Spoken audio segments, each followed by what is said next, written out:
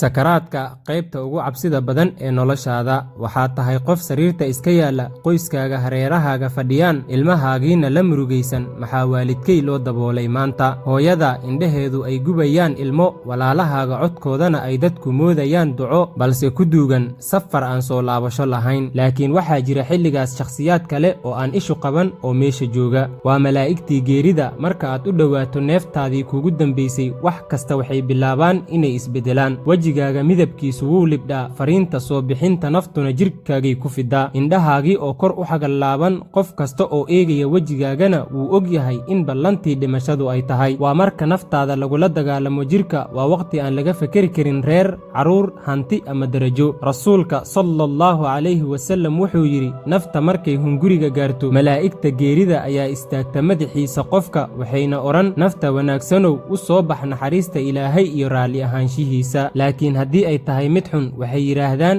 naftii xumayday u soo bax ciqaabta iyo carada alle waxaad mari doontaa cabsida sariirta marka sakaraadku bilaabmo qofka xanuunsan ee uu alle u qorsheeyey inuu geeriyoodo maanta wuxuu bilaabaa inuu arko wax aysan dadka kale arki karin wuxuu arkaa malaa'ig si xun u eegaysa wuxuu maqlaa dhawaaqyo qarsoon wuxuu dareemaa culays aan la qaadi karin oo xabadka saaran markaas buu bilaabaa inuu si tartiib ah u yara aamuso wejigiisii baa qalalaya gacmihiisuna noqdaan baraf waxaa la arkayaa markaas indhihiisii oo kor u xagallaabanaya oo eegaya wax cabsi leh nafta qofka xun looma siibo sida ubax laga siibaayo biyo ee waxaa loo soo jiidaa sidii bir ku dheggan laami shub ah waxaa burbura qofka xilligaas xididada cunugyada iyo dhammaan dareemayaasha jirka dhammaan xubnaha jirkuna waxay ku qaylinayaan markaas yaa iddifaaca maanta aaway salaaddii aan dukan jiray aaway qur'aankii aan akhrin jiray laakiin aad buu uga dibdhacay oo ma ahan maanta wakhtigii toobadkeenka haddaad tahay qof xun oo alle ku aasiyey markuu adduunyada joogay malagu wuxuu gacantaada ku xidhaa maro madow qaraar ah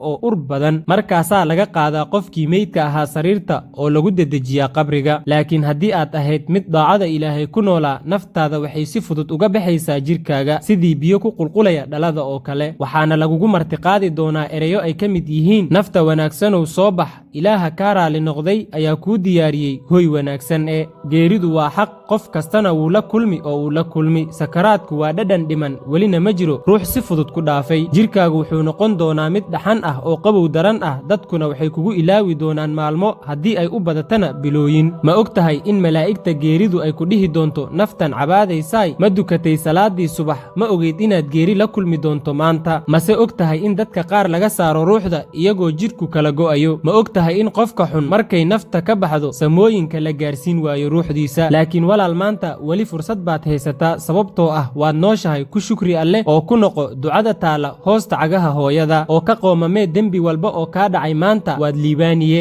qofkii xusuusto geerida mar walba oo aan is-ilowsiin ilaahayna u toobadkeenno alle casa wajalla wuu u fududeeyaa sakaraadka dhammaan alleh inaga dhigo kuwa sakaraadka alle u fududeeya casa wajalla intaas ayaan jeclaaday inaan idinla wadaago haddii aad ka heshay muuqaalka nagu soo biir haadow billaahi towfiiq wassalaamu calaykum waraxmatullaahi tacaala wabarakaatu